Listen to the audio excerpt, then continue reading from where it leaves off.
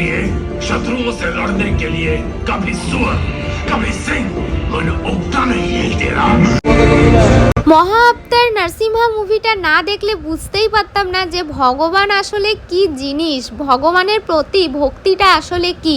অনেক দিন পরে সময় বের করে আজকে চলে গেছি সিনেমা দেখতে। বন্ধুরা, গিয়ে তো আমি রীতিমতো অবাক। এখানে যারা যারা সিনেমা দেখতে এসেছিল সবাই কিন্তু হরিভক্ত, কৃষ্ণ ভক্ত, সবাই মাথায় তিলক কেটে এসেছিল। আর আমরা কিন্তু আগের দিনই টিকিট কেটে রেখেছিলাম, না হলে টিকিট পেতাম না। পুরো হাউসফুল শো ছিল, একটা সিটও খালি ছিল না। যারা যারা এসেছিল সবার মাথায় তিলক কাটা, সবাই তুলসীর মালা পরে আছে, মানে সবাই হরিভক্ত, কৃষ্ণ ভক্ত। তো আমরাও গেছিলাম মুভিটা দেখতে।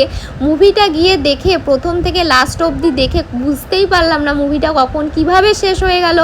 ভগবানের প্রতি ভালোবাসা, ভগবানের প্রতি ভক্তি, স্নেহ, মমতা এই মুভিটার মধ্যে ফুটিয়ে তুলেছে। যে প্রহ্লাদ ভগবানের প্রতি এত ভক্তি দেখিয়েছে, ভগবান বিষ্ণুর প্রতি এত ভক্তি, তার এত ভালোবাসা, এত মমতা, সত্যি কথা বলতে খুব ভালো লেগেছে। লাস্টের 15 থেকে 20 মিনিট তো কিছু বলার নেই, জাস্ট দুর্ধর্ষ লেগেছে সিনগুলো।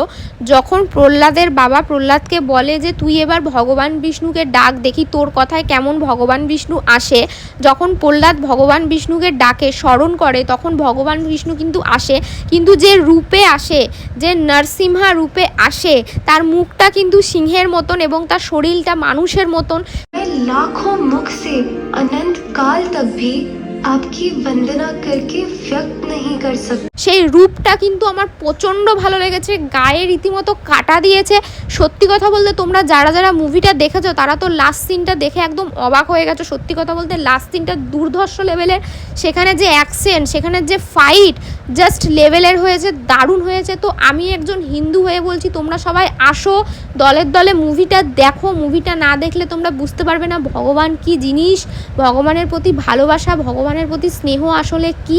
তো তোমাদেরকে আমি এটাই বলবো, তোমরা একবার হলেও মুভিটা দেখো। আর আমি তো এই ভিডিওতে মুভিটার অনেকগুলো ক্লিপ তোমাদের সঙ্গে শেয়ার করলাম। জানি না আমার কপিরাইট আসবে কি না এই ভিডিওতে, তবুও আমি তোমাদের সঙ্গে শেয়ার করলাম।